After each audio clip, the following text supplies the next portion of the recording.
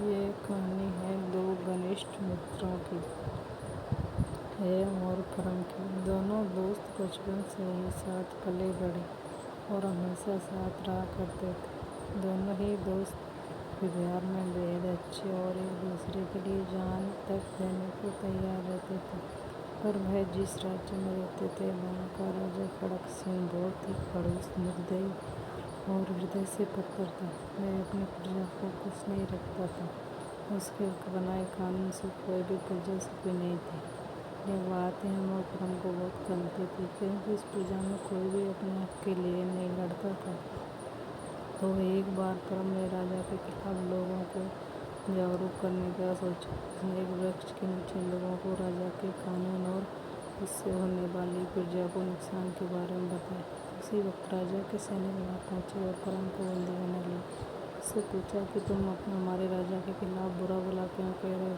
आखिर वह इस राज्य के राजा हैं। परम कहता है कि मैं हमेशा सच कहता हूँ, राजा राज्य के हित में बेहतर कदम कभी नहीं उठाते। तो वह सैनिक उसे बंदी बनाकर राजा के पास ले जाते हैं और राजा को सारी बात बताते हैं। परम राजा के सामने पेश होता है।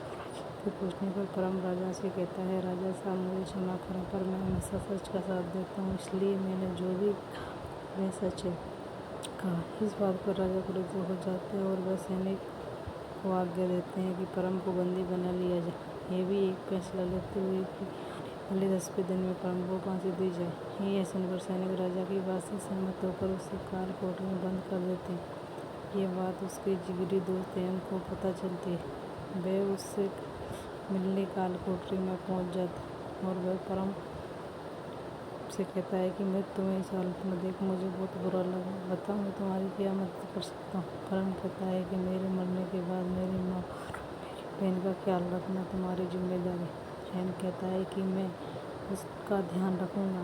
तुम्हें यहाँ से बाहर कैसे निकाला जाए? परम कहता है कि मुझे आखिरी बार अपनी माँ को देखना और ये संभव नहीं, क्योंकि मेरी माँ और बहन बहुत दूर रहती हैं, तो मैं उनसे कैसे मिल पाऊँगा। हेम राजा के पास जाकर उनसे विनती करता है, गुहार लगाता है कि राजा साहब, परम की ये आखिरी इच्छा है कि वह अपनी माँ और बहन को देखना चाहता है। राजा कहते हैं, इसकी क्या गारंटी है कि वह 10वें दिन वापस आ जाए? हेम कहता है कि अगर परम वापस ना आया तो इसके बदले आप मुझे फांसी पर चढ़ा दीजिए। यह सुनकर राजा मंजूरी दे देते हैं और उसे 10वें दिन हाजिर होने को कहते हैं। परम जैसे तैसे अपनी माँ और बहन के पास पहुँचता है और उनके लिए घर पर सारी व्यवस्था करता है और वह उनसे विदा लेकर वापस आ ही रहा होता है कि जंगल में कुछ लुटेरे उसे लूट लेते हैं और उसे अपनी जान बचाकर भागना पड़ता है। वहीं दूसरी ओर 10वें दिन शुरू हो जाता है और कई अनुसार राजा हमसे कहते हैं कि देखो तुम्हारा दोस्त मक्कार निकला, उसकी फांसी को केवल 2 घंटे ही रह गए, वह अभी तक यहाँ नहीं पहुँचा। ये उसकी सोची समझी चाल थी। पर राजा की बात कोई अनसुना करता है। अब समय हो चला था और हेम खुशी खुशी फांसी लगने के लिए तैयार हो गया था।